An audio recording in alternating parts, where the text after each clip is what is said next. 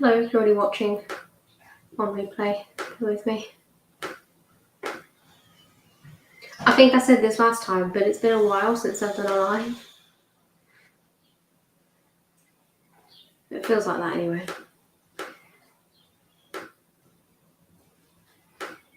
Okay. Shared into the groups. And we're all good. It looks kind of dark. Right, let's see if this is going to make any difference. Yeah, okay, I'll leave the light on. It's not dark outside, it's just a bit cloudy. Maybe that light didn't make any difference at all, I don't know. But on my screen it did. Today, I'm kind of doing... This is what I normally make as a breakfast. So I had what I was planning on having for dinner earlier. And then this is what I would normally make for breakfast because I didn't want to do the same thing twice in a day. This is my... I've called it Speedy Shakshuka. But it's Shakshuka inspired. Hello, Jan. And it's dairy free. Yeah. So I tend to stick to the same sort of things for my breakfast. It's usually a protein and maybe some eggs. And, you know, some veg of some sort. This is one of my favourites because, I mean, no one's going to be surprised. It uses harissa and there's no smoked paprika in that one.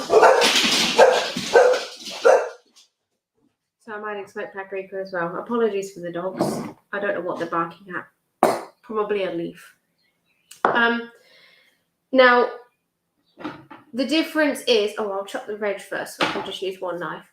The difference is I'm not following the traditional shakshuka recipe that we have, which uses a bit of chorizo. It's not going to be baked in an oven. So this is something that I make within 10 to 15 minutes. It's going to be a very quick live because the point is it's a quick breakfast. And I don't tend to worry too much about sort of weights of things. I mean, we're all very aware by now that I very rarely weigh veg and I usually overestimate. For this, I tend not to because it's only a tiny bit. Today I have shallots and pepper, which is the sort of the standard shakshuka stuff, but I have been known to use other stuff, just depending on what was in the fridge. Maybe some courgette or whatever needs using up, just a tiny bit of sort of bulk. If I'm using pepper, I'll tend to use one of the red or orange peppers, although I have used green for the past couple of days, it's been fine. But the sweeter ones, because they're not being cooked very long, I prefer them. So I've got a shallot, and I'll use a bit of pepper as well. I'm chopping these up first so that I can use the same knife for the chicken. And I won't have to bother about washing it in between. For a fat to fry it off, I'm going to use some chicken fat that we had. I've been roasting a lot of chicken thighs recently. So I have this pot of roasted chicken fat, which I saved because we roast them in the grill, on the grill plate, and then all the fat accumulates at the bottom in the grill tray, and then we just pour it into a tub once it's cool, or coolish. And it really, really works for this kind of thing. I think that's going to be enough pepper. I don't need an awful lot of veg. The other difference is, as I said, I'm not using chorizo because I aim for about, I'd say about 40 grams of protein for my breakfast. I wouldn't get that just by using 2 eggs and a bit of chorizo. So instead, I'm using chicken breast. And you probably know I follow a higher protein, lower fat version. I mean, there's plenty of fat in what I eat, but it's lower than what you'd typically consider the keto ratios of like 75% or whatever it is. So I use chicken breast. You can replace that with whatever protein you want. The only other thing is I have a slice of panda bread in the foodie, which I'm going to pop on like air crisp in a couple of minutes just so I can toast it.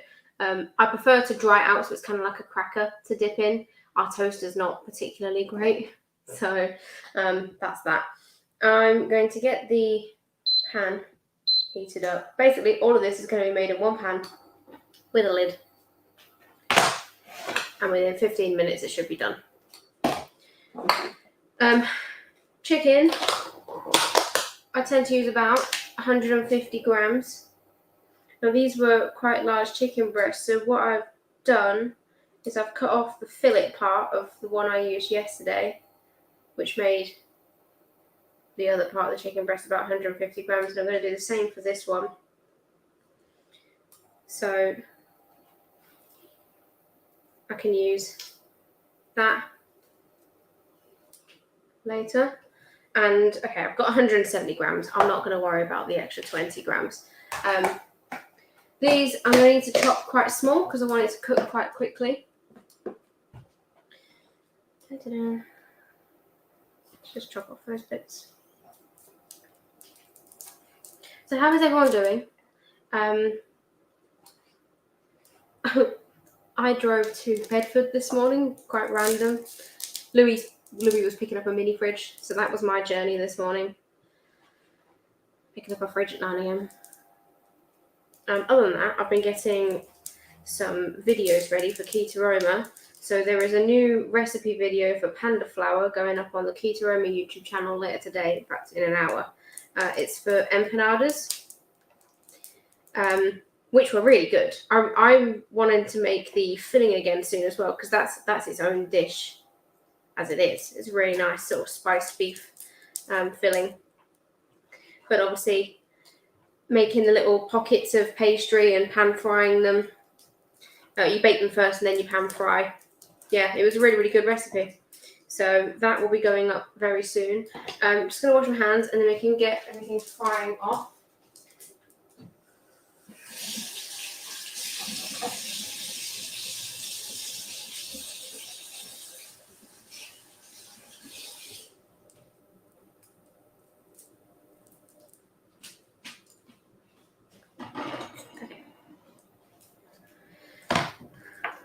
So obviously, chicken breast is quite lean. So one of the fat sources for this recipe is the oil we use to fry it in. As I said, this is chicken fat that we've got from roasting.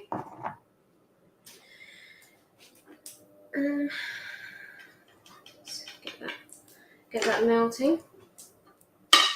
I've got the lid there ready to use because I'm going to get the chicken pan frying first. Let's turn that heat up. I always forget it needs to go up higher to start with. Chicken pan frying first, then I'll chuck the veg in. I've got some passata. You could use tomato puree and a bit of water. Or you could use chopped tomatoes. In fact, this is Italian chopped tomatoes. It's going to add a bit of texture, which will be quite nice. That actually has some garlic in it as well, so I've not bothered to get the garlic powder out because I do like to add that. Chicken going in.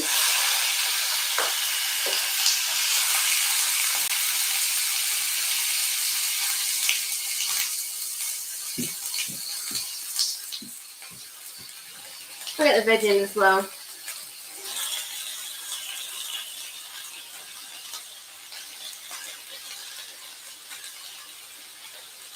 Okay.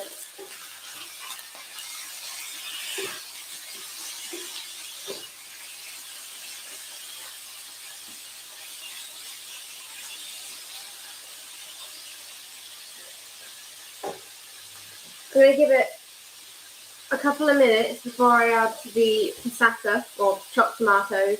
I'm so used to using passata. It's what we tend to have in, but this was the first thing I saw in Sainsbury's.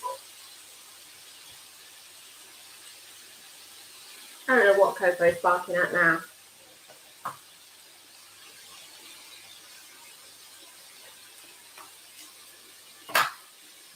They've been loving life recently because we got them new dog beds. They're just like a typical memory foam. They're for orthopedic dog beds, they're called. Good for joints, apparently. And they have like a little pillow bit that goes around the outside. So yeah, they've been loving life. It was kind of like an experiment to see whether we'd wake up on day one and one of them or two of them have been shredded. But so far, so good. Hi, Jackie. What a coincidence made this yesterday delicious. So did you do the speedy version like I'm doing, or did you do the full sort of big dish, bake it with a bit of cheese on top? You could still add cheese to this. I'm not going to, but you could. I'm just going to give the chicken a couple more minutes. Don't need the pepper anymore. All that.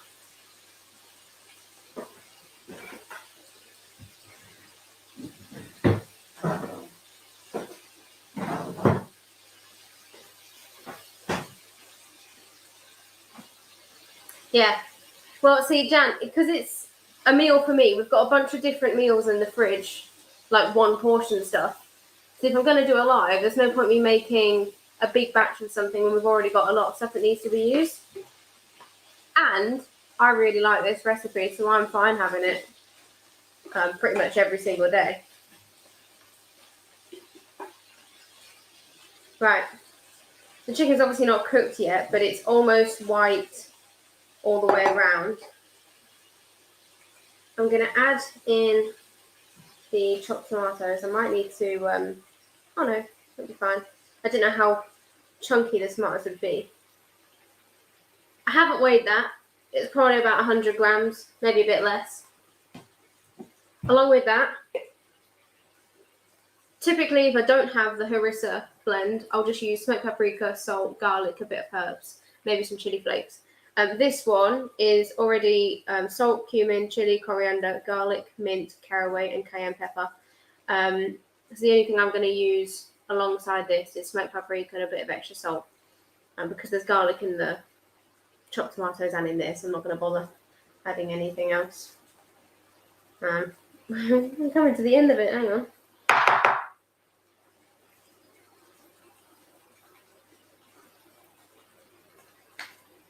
Looks like I need a trip to Morrison's. I made the speedy version, added everything to the pan, so easy. Nice. Now, I need to remember I'm doing this for one portion.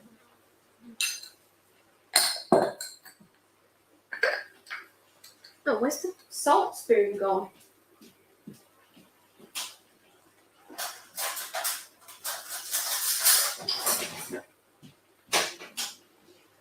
Our cutlery drawer is being an absolute nightmare at the moment. If someone out there is watching and they're deciding to redo their kitchen with IKEA drawers, please don't go for the type of drawers that we went for, which is the pressure ones. So you press and it's meant to open like that. Because the latches are catching on the cutlery drawer and then it just opens all the way out. So you barely have any room between the door to the outside and the cutlery drawer now. That's the issue we're having. Just get drawers with handles on. They might look cool. But practicality-wise, they're letting us down.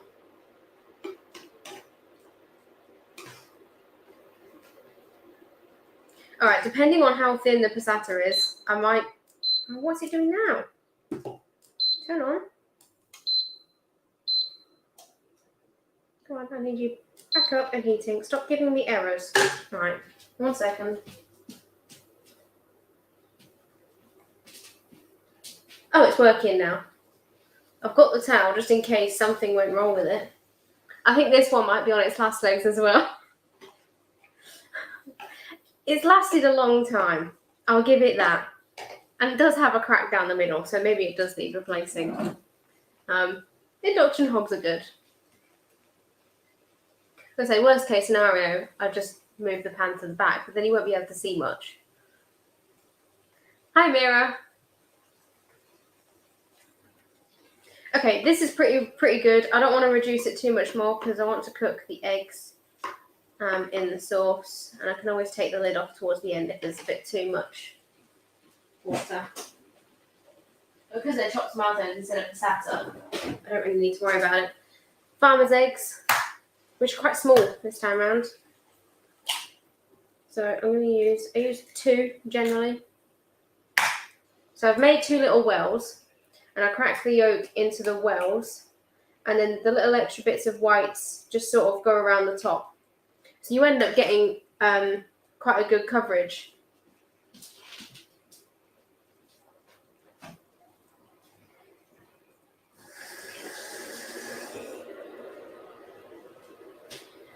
Okay.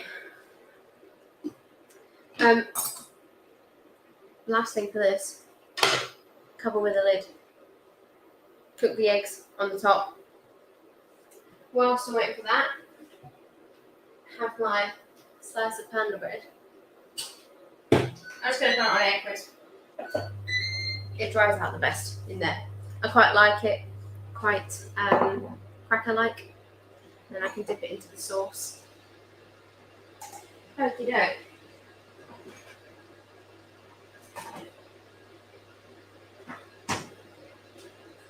So, we need topics of discussion now for the next, I'd say around 5 minutes. I can usually tell when the eggs are done just by giving the pan a quick shake whilst the lid's still on, because you don't want the yolks to move around. Obviously, it depends on how well you like your eggs cooked. I don't mind if the yolk isn't runny at all. As long as the white is fully cooked, I'm happy. Which tends to mean that the yolk is either ever so slightly gooey or pretty much done. But that's fine for me.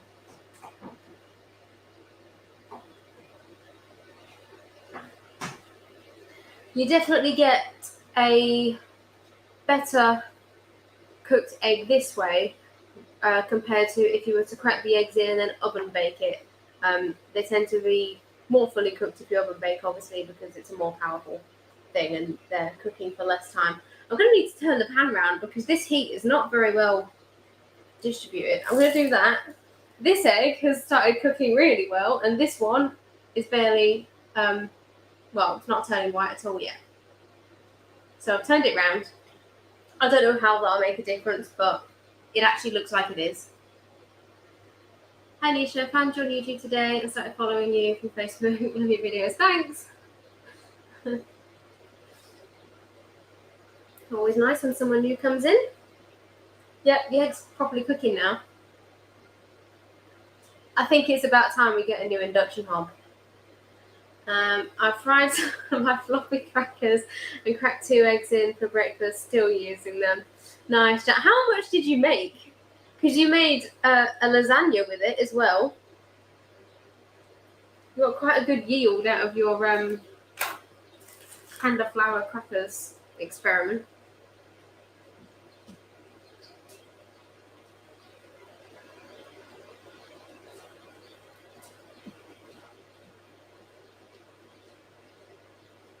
Okay, these are cooking quite well. I'm going to turn the heat down ever so slightly.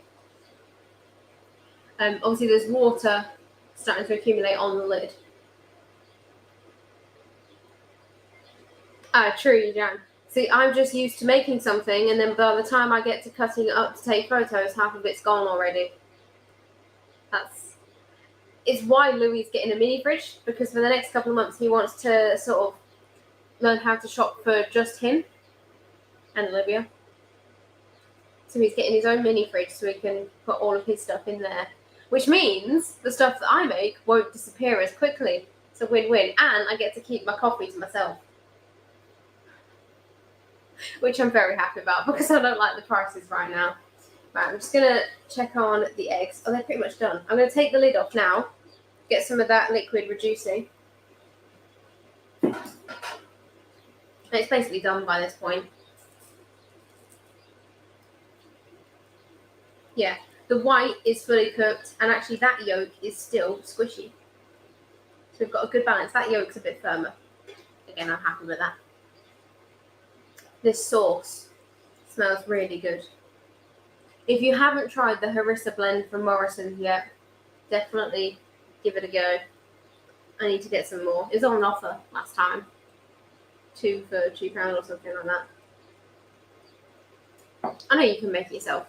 If you look at all the ingredients, I would add smoked paprika if I was making it myself. Yeah, so I've just turned the heat up a bit. Get some of the passata boiling away. Obviously, by this point, yeah, chicken is fully cooked. If it's white on all the sides before you add the eggs in. By the time the eggs are done, you're good. As long as the chicken's in small enough pieces.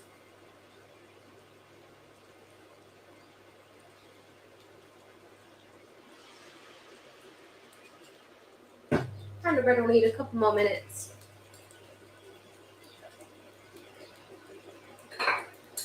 I told you this would be a quick live.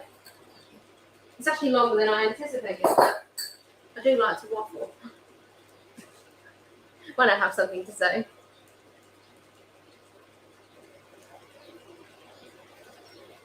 Okay, I'm going to take that off the heat now. Now, I'm not going to lie, I have eaten this straight from the pan before. But I've stopped doing that recently. I've started actually sort of using a bowl. So I tend to use a spatula just so I can get the 2 eggs out in one piece, and then the rest of the stuff I just sort of pile on the side as the extra chicken and veg. So yeah, you get 2 nice fried eggs. I don't see anything wrong with eating out of the pan, but I also don't want to damage the pan with metal utensils, so I understand why it's probably best to transfer to a bowl. That sauce is lovely and rich. Okay. Let's get the pan to toast as well, because it's not complete without a bit of dipping bread. There we go. Put that there. Hi Melanie. You're going to try this tonight? Oh, brilliant. See how quick that was? There we go. My Speedy Shakshuka-ish dinner. Because it's not shakshuka as it normally is. You could add some chorizo in there if you want.